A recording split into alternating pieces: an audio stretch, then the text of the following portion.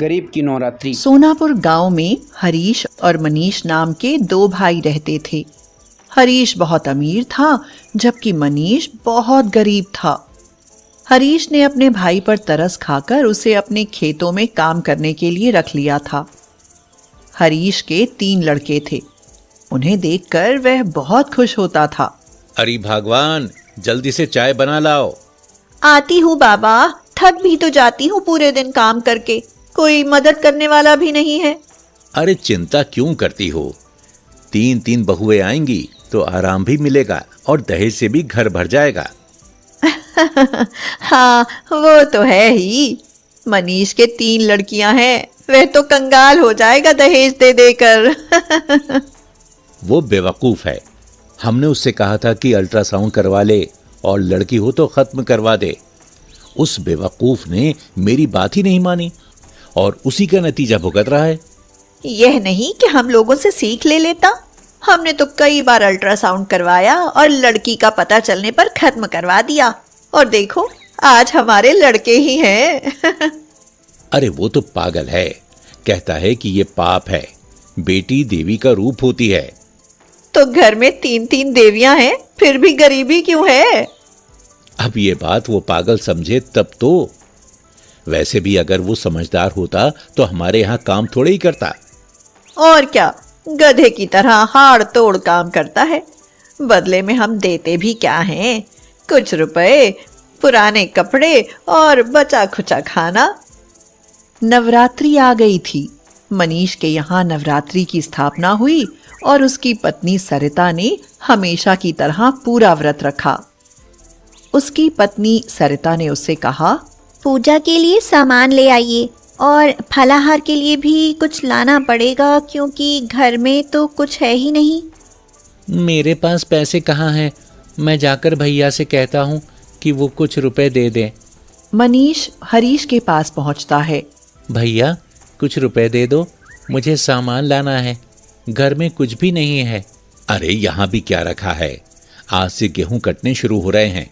चलो मेरे साथ खेतों पर चलो, पहले वहां काम कर लो, उसके बाद देखता हूं कुछ इंतजाम होता है कि नहीं। लेकिन मैं तो घर पर कहकर आया हूँ कि मैं सामान के लिए पैसे लेने जा रहा हूँ। पर चलो खेत पर चलकर काम शुरू करवा देता हूँ। हरीश और मनीष दोनों खेतों की तरफ चल दिए। रास्ते में एक झाड़ी के किनारे उन्होंने देखा कि कुत्तों का झुंड खड़ा है। हैं? अरे इतने सारे कुत्ते इकट्ठे क्यों जमा हैं? अरे ये तो रोने की आवाज आ रही है। मनीष ने ध्यान से सुनकर चौंकते हुए कहा, हाँ भैया, ये तो किसी बच्चे की आवाज आ रही है। देखो तो जरा, लगता है कि कोई बच्चा रो रहा है। पास जाकर देखता हूँ। अरे यहाँ तो बहुत से कुत्ते हैं। अरे भैया, ये तो कोई बच्ची है, इसे कोई छोड़ गया है। अगर इसे नहीं उठाया तो कुत्ते नोच कर खा लेंगे। अरे बेवकूफ, चुपचाप निकल ले, तुझे क्या है? वैसे भी इस समय तेरा नवरात्रि का उपवास है और इसके खून बह रहा है, तो इसे छूकर अपवित्र हो जाएगा। तो भैया तुम ही उठा लो, इसकी जान बचा लो, नहीं तो कुत्ते इसे नोच डालेंगे। अरे इसको मैं क्यों उठाऊं? मैंने क्या दुनिया भर का ठेका ले रखा है? ऐसा कहकर हरीश उसे वहीं छोड़कर चला गया। पर मनीष से यह नहीं देखा गया। वह डंडा लेकर कुत्तों को भगाता है और उस बच्ची को उठा लेता है। अरे अरे, राम राम, ये तो बहुत घायल है, जल्दी से ले जाकर इसको दवा दिलवाता हूँ।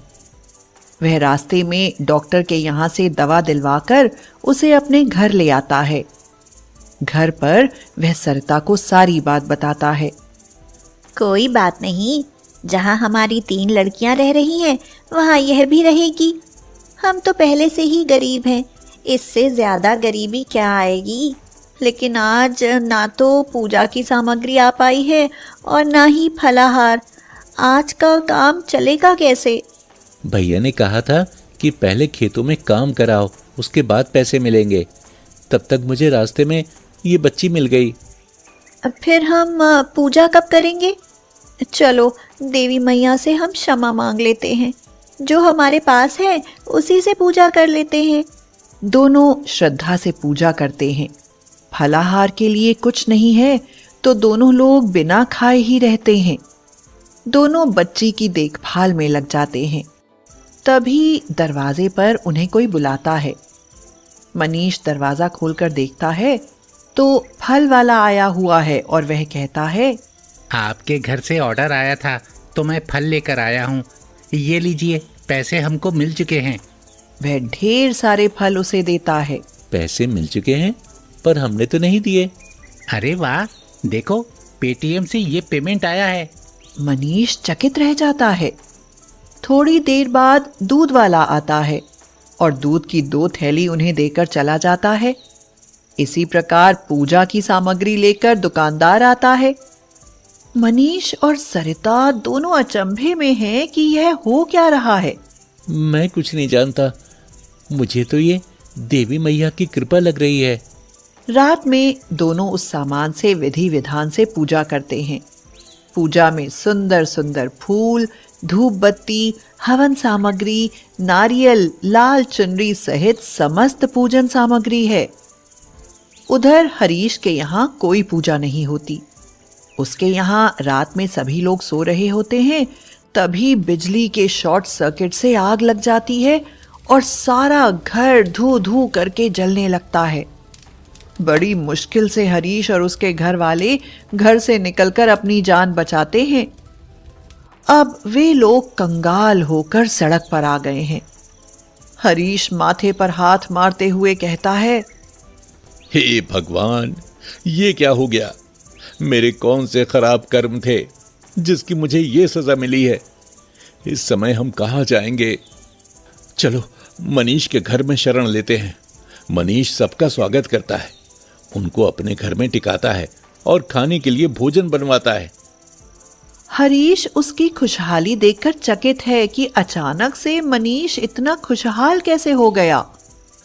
हरीश सोचता है, मैं इसका पता लगाऊंगा, मुझे भी मनीष की तरह अमीर बनना है।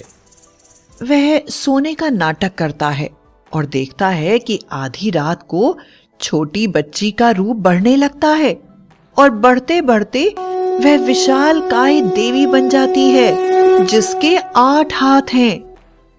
वह अपने हाथ को आशीर्वाद की मुद्रा में करती है तो वहां नोटों की बारिश हो जाती है। फिर हाथ दूसरी तरफ वरदान की मुद्रा में जाता है तो वहां पर अच्छे अच्छे कपड़ों से अलमारी भर जाती है। फिर वह सोते हुए सरिता और मनीष की तरफ अपने हाथ को वरदान की मुद्रा में करती है। अगले दिन मनीष जब उठता है तो दंग रह जाता है। ये क्या, चारों तरफ खाने पीने की सामग्री भरी हुई है। लड़कियों के लिए, मेरे लिए और सरिता के लिए कपड़े भरे हुए हैं। हरीश रोज यह देखता है कि रात में बच्ची अपना रूप बदलती है और कुछ ना कुछ करती रहती है। थोड़े ही दिनों में मनीष बहुत अमीर हो जाता है। मनीष बच्ची की बहुत सेवा करता है और बच्ची बिल्कुल ठीक हो जाती है। हे देवी माँ, मैंने तुमको पहचान लिया है, मुझको भी थोड़ा आशीर्वाद दे दो। तुम्हारे अंदर इंसानियत नहीं है। तुम कन्या भ्रूण की हत्या करवाते रहते हो और नवरात्रों में बच्चियों को कन्या भोज करने का नाटक करते हो। मनीष ऐसा नहीं है। इसकी 3 लड़कियां थीं, फिर भी इसने नवरात्र में एक अनजान बच्ची को उठाकर उसका पालन पोषण किया है। उसको उसी का फल मिला है। जाओ, अपने घर पर जाओ। तुम्हारा जला हुआ घर ठीक हो गया, लेकिन तुमको ऐसे कुछ भी प्राप्त नहीं होगा। पहले अपने अंदर दया भाव को उत्पन्न करो और चारों तरफ से संदेश फैलाओ कि लोग कन्याओं का वध न करें, उनकी हत्या न करें। देवी के नवरात्र में सच्ची पूजा यही है। ऐसे ही करूंगा देवी माँ। आज के बाद मैं सब जगह यही संदेश दूंगा कि बच्चियां भी बेटों से कम नहीं हैं, उनकी हत्या ना करें। मनीष को मालामाल करके एक दिन वह बच्ची अपने आप गायब हो गई, लेकिन मनीष को बिल्कुल सुखी करके गई।